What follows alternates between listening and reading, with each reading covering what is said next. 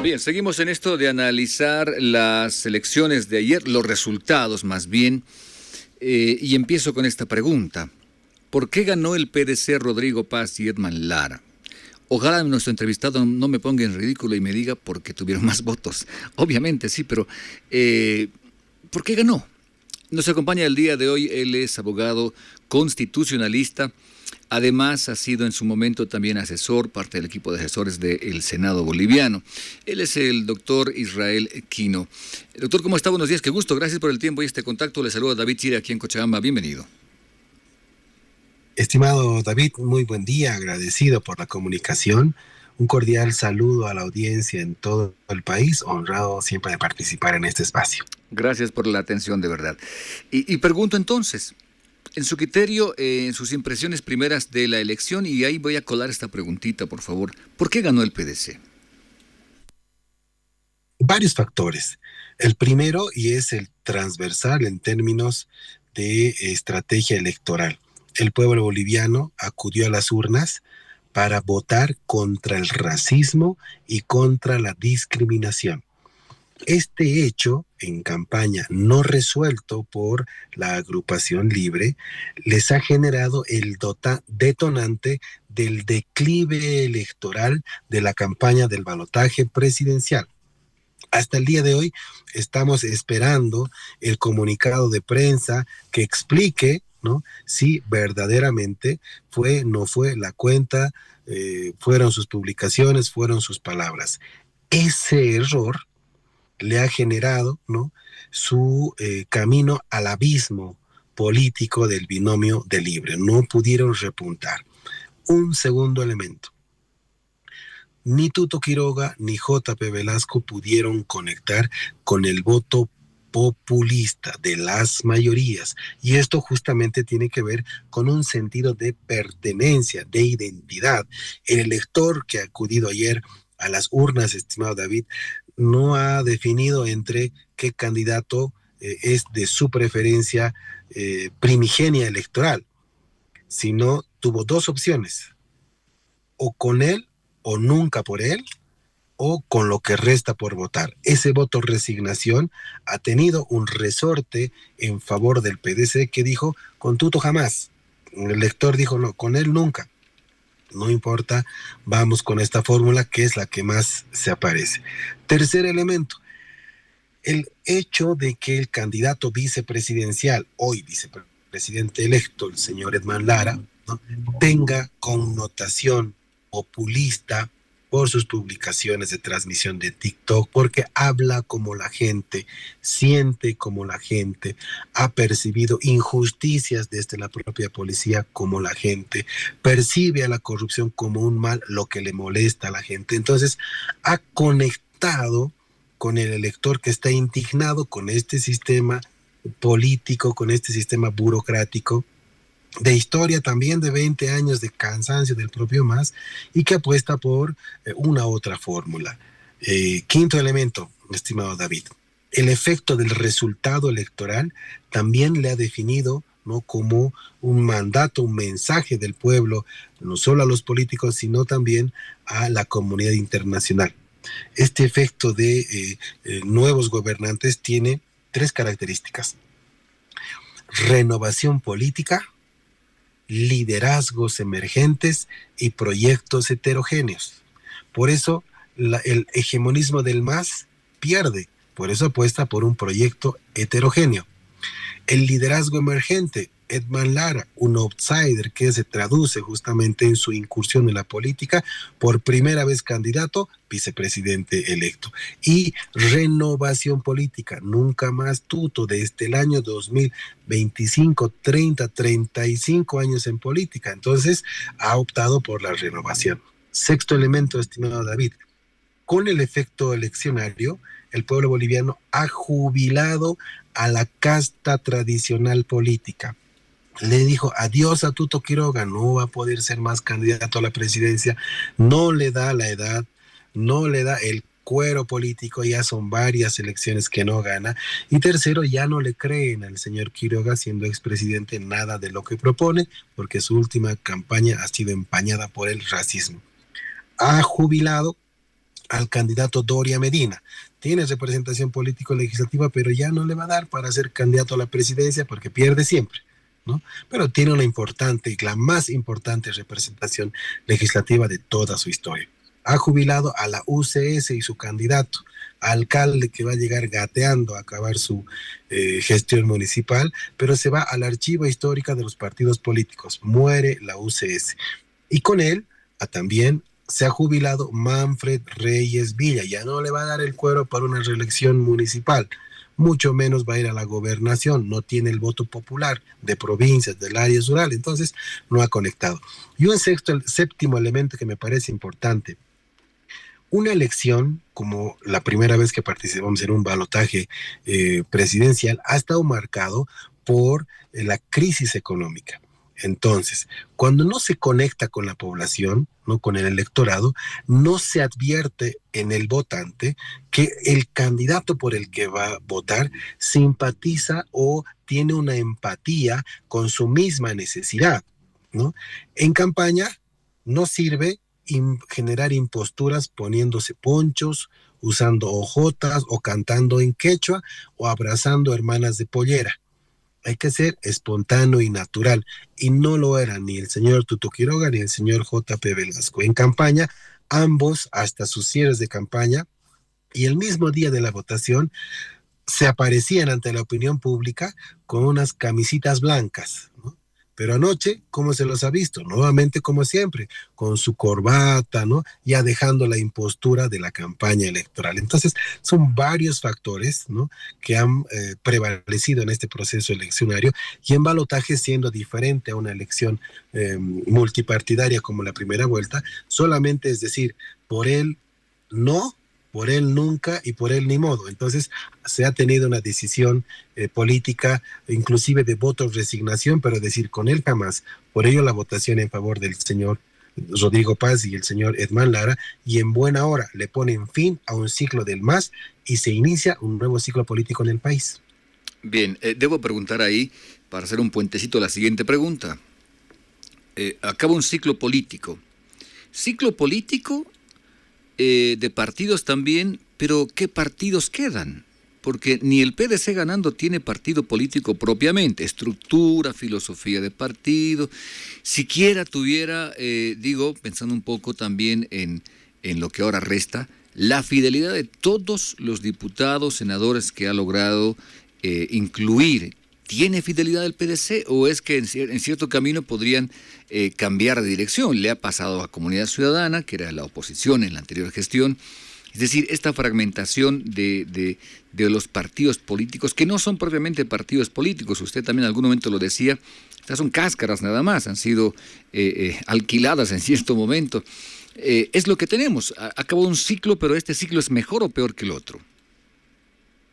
Bueno, se inicia un nuevo ciclo sin fortalezas del propio sistema de partidos políticos. El PDC es una persona jurídica, ¿no?, pero no tiene líder, no tiene caudillo, ¿no?, no tiene estructura política de representación orgánica en los departamentos. ¿Cuáles son los jefes departamentales, jefes municipales, jefes distritales, representantes? No tiene, no hay estructura.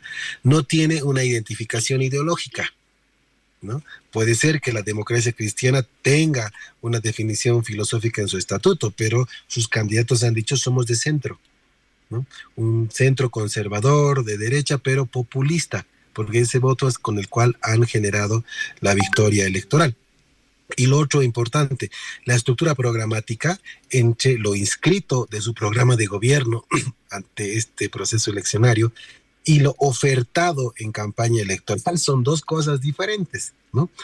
Entonces tiene esos matices. El otro elemento que va a ser importante, en gobierno, la estructura partidaria en diputados y en Senado, poco probable que se divida porque tienen un resorte en el Ejecutivo. Y esto es, bueno, somos tu bancada, presidente Paz, en diputados y en Senado, pero que también queremos nuestros pequeños espacios de poder. Ajá. Espacios laborales. Aquí están mis carpetitas. No va a cambiar esa fórmula que fue historia y permanente en el MAS. Aquí están mis carpetitas, quiero estos carguitos en estas funciones. Bueno, el Ejecutivo también dirá, prefiero mantener unida mis bancadas, Vamos a dar sus espacios a nuestros diputados y a nuestros senadores. Pero el gabinete lo manejo yo, lo maneja Edman Lara, va a ser el gabinete que constituya poder. Pero no hay una estructura sólida, eso es correcto. Donde sí se va a notar esto es en las otras fracciones políticas, desde presentación. Por ejemplo, Libre no es un partido, es una alianza entre FRI, demócratas y agrupaciones ciudadanas. Entonces, si esos diputados y senadores ven que es mejor estar con el PDC, no van a dudar en saltar a la acera del frente. Unidad. Han anunciado alianza política con el gobierno futuro, que es de PDC Paz Lara. Van a mantenerse en esa línea, pero si quieren ya no pertenecer a Unidad, porque igual es una alianza, pueden pasarse a la acera del frente porque les conviene también. En el Senado necesita 3 votos el PDC para hacer presidencia del Senado. En diputados le faltan 14 votos en diputados para hacer presidencia de diputados. Todos van a calcular su futuro, sus intereses políticos. Entonces, esto también tiene correspondencia de intereses. Estoy ahora, me toca a mí, van a decir, entonces pueden tener posiciones diferenciadas, pero ahí está el desafío del PDC. Si le va a ocurrir el mismo fenómeno del poderío político del MAS en estos 5 años, va a acabar agotado, va a acabar inflexionado y no va a generar un proyecto, no va a tener una oferta de proyecto político al país. Anunciado el presidente electo Rodrigo Paz, reforma la Constitución, ha dicho, no va a ir a la reelección. Entonces hay que ver lo que pasa en 2030, hay una sentencia constitucional vigente, van a haber un varón y una mujer, necesariamente candidato a presidente o candidato a vicepresidente. Significa que este binomio que ha ganado nunca más se va a volver a repetir.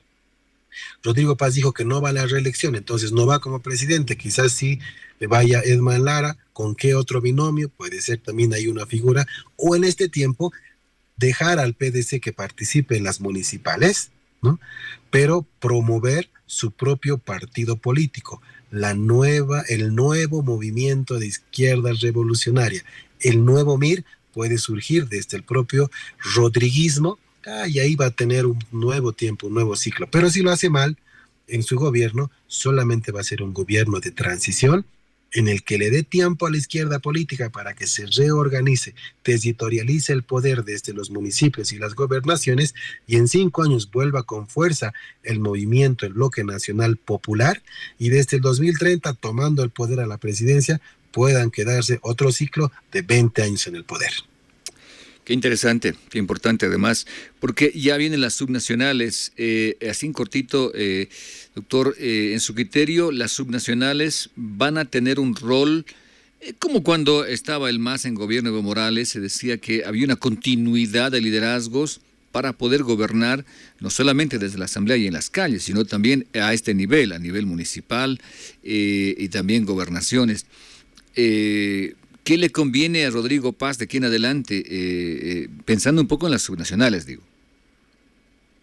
El mandato popular es renovación política, liderazgos emergentes y proyectos heterogéneos. ¿Cuáles son los desafíos? Otra triada: resolver combustibles, subvención a combustibles, detener la inflación y cómo inyectan divisas al país. Esos 3 factores van a generar un equilibrio, ¿no?, en esta crisis económica y la contención a este proceso de estanflación más recesión. El primer mandato: tenemos que sentir sus medidas económicas en el bolsillo y en los estómagos del pueblo. Vamos a ver cuánto cuesta nuestra canasta familiar. David, es un lujo en este momento comprarse 1 kilo de carne. Eso es lo que tienen que resolver. Ese encanto electoral se puede acabar después del 9 de noviembre. Si no hay medidas correctas hasta el 2026, el pueblo puede llegar decantado a las elecciones municipales y ya no apostar por el PDC, sino por agrupaciones ciudadanas departamentales u otras agrupaciones en las que puedan apostar por el voto local, por el voto regional, por el voto municipal. Y allí la izquierda se va a reorganizar. Hoy día la izquierda popular está en proceso de reserva, que está como en la banca de suplentes, pero en las subnacionales no.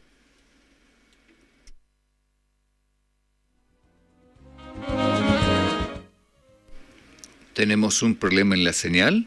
Sí, se nos acaba de ir la señal. Estamos conversando con el doctor Israel Quino. Él es abogado constitucionalista. A ver si logramos retomar esta comunicación con él a propósito de esto que ocurre luego de las elecciones. Sí, hay un par de preguntas más que tenemos para él a propósito también de la presencia, obviamente, de Rodrigo Paz y de las propuestas que han hecho para el país en temas, por ejemplo, como abrir la constitución política del Estado, modificar la ley de hidrocarburos, además también de hablar de reformar la justicia. Exactamente qué significa eso. Eso es posible hacerlo. 5 años de gestión le alcanzan a un nuevo gobierno o tendrá que hacer un proyecto que lo implemente un siguiente gobierno, totalmente hablando de no solo encaminar o proponer, sino de que se efectivice. 5 años logran. Bien, vamos a ir justamente a este contacto. Si tenemos ya la comunicación, vamos a intentar retomar esta comunicación con el doctor Israel Quino, abogado constitucionalista, a propósito de esto que ha ocurrido el día de ayer, la elección del nuevo gobierno.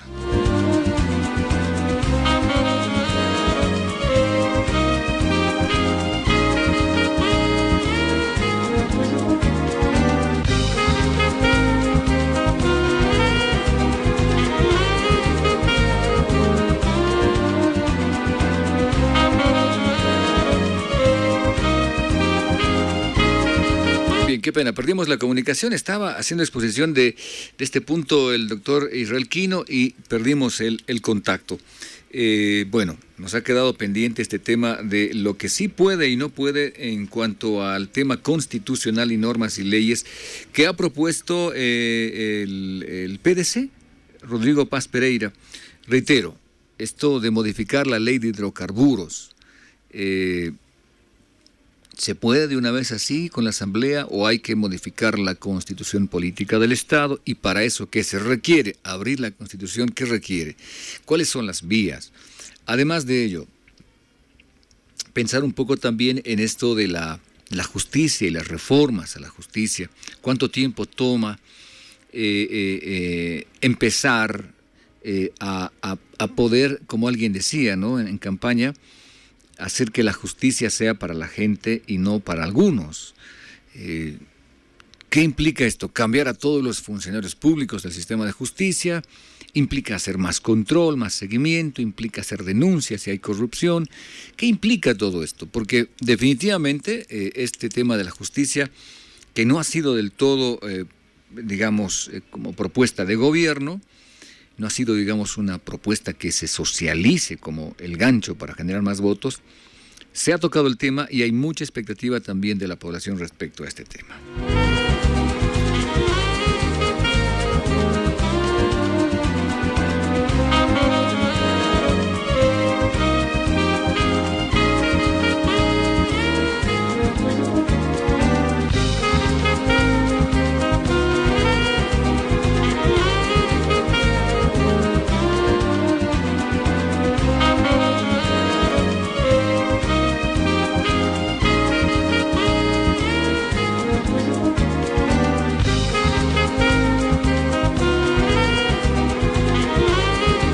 Bien, vamos a continuar entonces, estamos ya en comunicación, hemos retomado el contacto, le agradezco mucho al doctor Israel Quino a propósito también de esta situación y de esto que nos exponía el doctor Quino. Ahora sí lo tenemos en comunicación, doctor. Usted nos explicaba esta última parte también respecto a esta situación que va a enfrentar también el nuevo gobierno.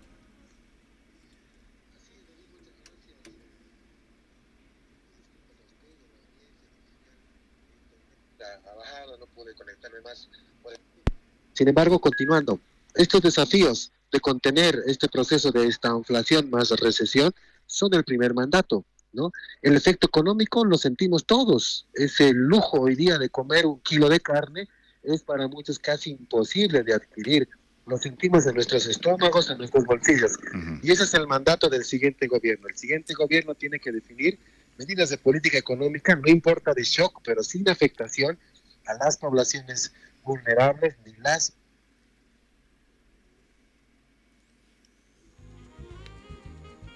sentir en la población boliviana. Y si todo funciona, Entonces en las elecciones subnacionales municipales también van a continuar apostando por esa fórmula política, pero si no funciona, el pueblo se va a decantar, el elector ya no le va a tener la misma fe al gobierno y va a cambiar por otras fórmulas políticas. Allí sí puede tener el segundo round la izquierda, que hoy día está derrotada, trasquilada en sus corrientes evista, androniquista y arcista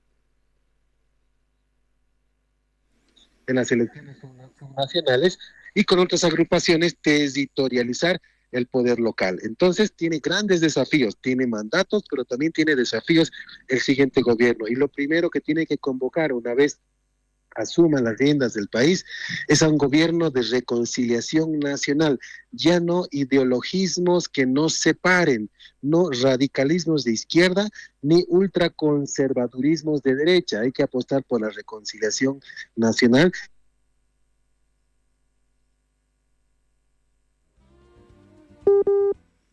Bien, tenemos, me parece, otra vez un problema en la señal. Son los extranjeros y debemos continuar justamente en este proceso eleccionario, en este proceso nacional de reconciliación. Bien, doctor, tengo un par de preguntas que me gustaría que usted nos ayude a dilucidar así en cortito. En las propuestas del PDC hubo un par de temas que tienen y que pasan por la Constitución. A ver si usted nos aclara. Dijeron, vamos a modificar la ley de hidrocarburos, así muy de pasada, muy rápidamente. ¿Esto qué significa? ¿Abrir la Constitución? Y si significa abrir la Constitución, ¿qué tan fácil es hacer esto? No, tenemos un sistema de rigidez, de modificación constitucional. Toda modificación, así fuere parcial, necesita de un voto del pueblo boliviano. Si fuera una modificación total, es vía asamblea constituyente. Y si el siguiente gobierno convoca a asamblea constituyente, se va a caer, no lo va a hacer. Sin embargo, sobre el tema en particular, la ley 3058, ley de hidrocarburos, no necesita modificación constitucional. Se puede adecuar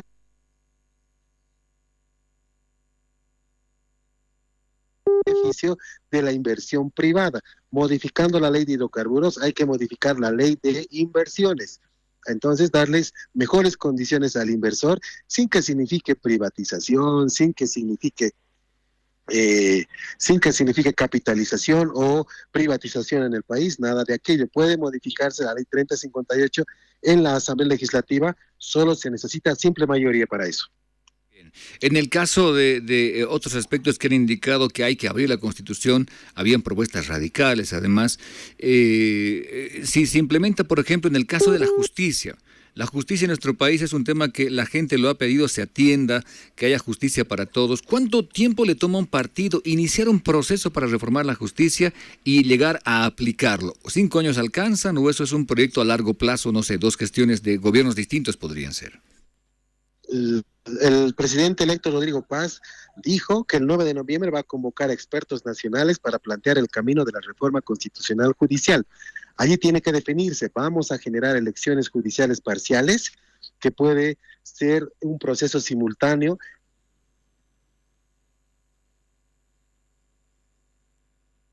A la Constitución para evitar nuevamente se elijan magistrados a voto y exista otro mecanismo de designación meritocrática hacia los altos tribunales de justicia en el país.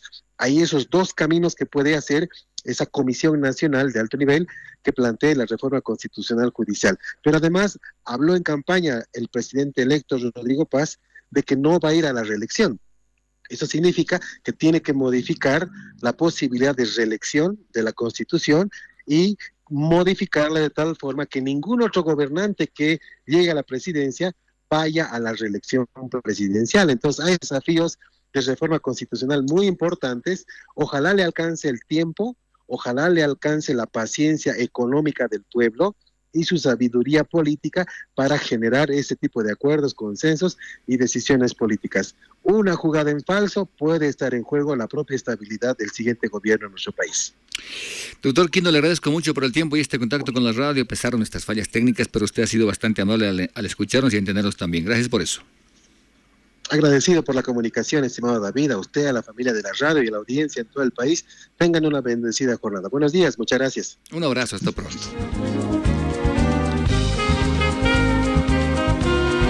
Así hemos conversado mirando un poco la elección del día de ayer. Esto queda de la elección de este domingo 19.